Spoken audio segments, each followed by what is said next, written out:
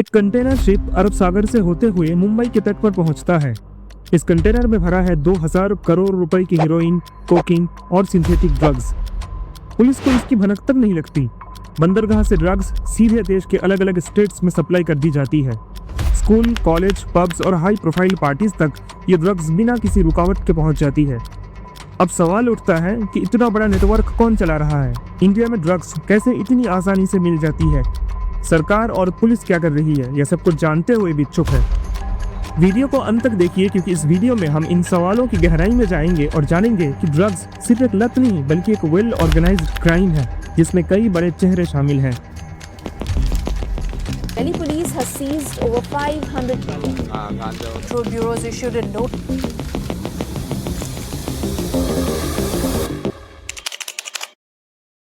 सोचिए, अगर आपके इलाके में एक स्लो पॉइजन हर रोज खुलेआम बेचा जा रहा हो तो आप क्या करेंगे?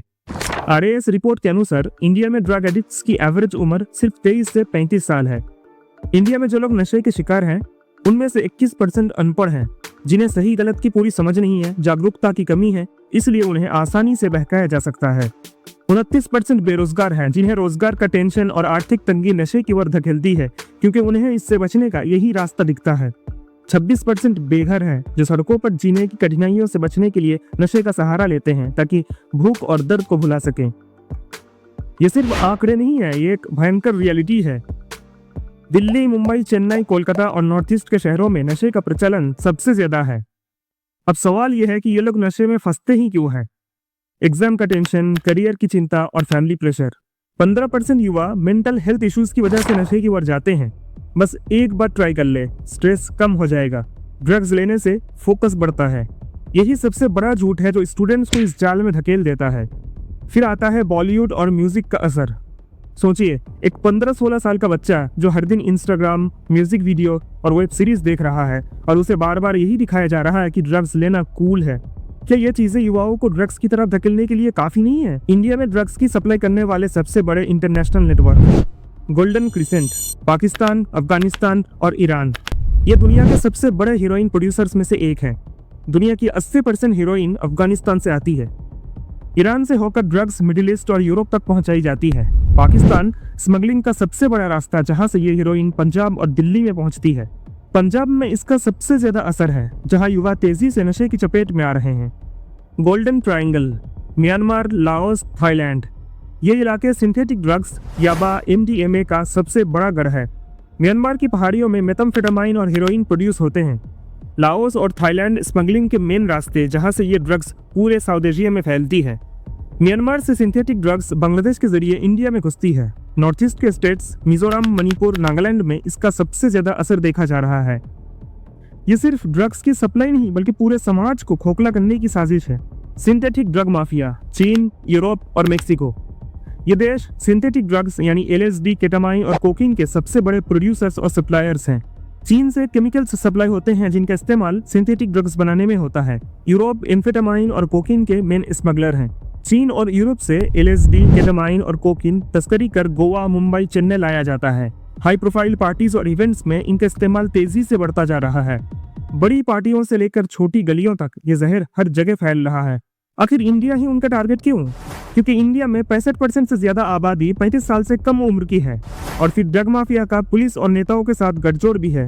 इसलिए इंडिया को ड्रग्स के सबसे बड़े कंज्यूमर के रूप में देखा जा रहा है। अगर इसे रोका नहीं गया तो पूरा देश नशे की गिरफ्त में आ सकता है। अब बात करते हैं सिस्टम की। कई मामलों में पुलिस और ड्रग माफिया की मिलीभगत होती है। पैसे लेकर छोटे पेडलर्स को छोड़ दिया जाता है, जिससे असली माफिया कानून की पकड़ से बाहर रहते हैं। ड्रग्स की पहचान और रोकथाम के लिए एडवांस्ड टेक्नोलॉजी और बेहतर ट्रेनिंग की कमी है। क्या सिक्योरिटी सिस्टम में इतनी बड़ी खामियां हैं या फिर ये जानबूझकर होने दे रहे हैं? ड्रग माफिया के बड़े नेताओं से मिलीभगत होने की वजह से कानून ठीक से लागू ही नहीं हो पाता। कानून है लेकिन इंसाफ नहीं। क्या ये सब सिर्फ दिखावा है? ड्रग्स की वजह से क्राइम और बेरोजगारी बढ़ती जा रही है, जिससे देश की इकोनॉमी पर बुरा असर पड़ रहा है। ड्रग्स सिर्फ एक लत नहीं, ये पूरे देश की इकोनॉमी को खोखला कर रहा है और इसका सबसे बड़ा कारण है सिस्टम की नाकामी। ड्रग्स के मामलों में बेल पर रिलीज प्रोविजंस को सख्त बनाएं ताकि आरोपी आसानी से जेल से बाहर ना आ सके और कानून का डर बना रहे। ड्रग्स से जुड़े मामलों के लिए तेजी से सुनवाई और फैसले इंश्योर करने के लिए स्पेशल कोर्ट बनाए जाएं। ताकि जस्टिस में देरी ना हो और क्रिमिनल्स को उनकी सजा मिल सके। कानून का डर तभी बनेगा जब दोषियों को उनकी सजा वक्त पर मिलेगी।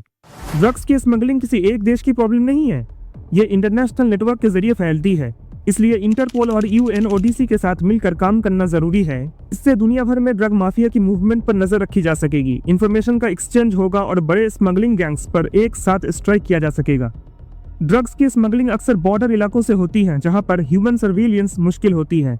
आर्टिफिशियल इंटेलिजेंस से जुड़े स्मार्ट कैमरे और ड्रोन टेक्नोलॉजी का इस्तेमाल करके इन इलाकों की सर्विलियंस बढ़ाई जा सकती है। स्कूल कॉलेज में ड्रग अवेयरनेस प्रोग्राम मैंडेटरी करें। नशे की लत अक्सर कम उम्र से शुरू होती है, जब सही गलत की समझ पूरी तरह डेवलप नहीं होती। इसलिए स्कूल और कॉलेज में ड्रग अवेयरनेस प्रोग्राम मैंडेटरी करने होंगे।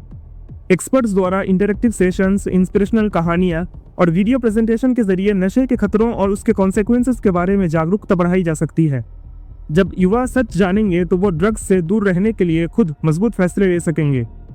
जागरूकता ही असली ताकत है। अगर हम वक्त रहते बच्चों को सच्चाई बताएंगे तो नशे की जड़ें खत्म हो जाएंगी।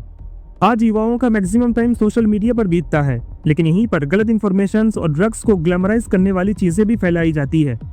सरकार, NGOs और सोशल वर्कर्स को सोशल मीडिया पर सही और इफेक्टिव जानकारी पहुंचानी होगी। वीडियोस, इंफोग्राफिक्स और रियल लाइफ स्टोरीज के जरिए ड्रग्स के खतरों को आसान और इंटरेस्टिंग तरीके से समझाना होगा, ताकि युवा जागरूक हों और किसी भी बहकावे में ना आए। सोशल मीडिया पर जिस ताकत से ड्रग्स को ग्लैमराइज किया गया है, उसी ताकत से हमें सच बताना होगा। एडिक्शन ट्रीटमेंट और काउंसलिंग सेंटर्स को ज्यादा एक्सेसिबल बनाएं।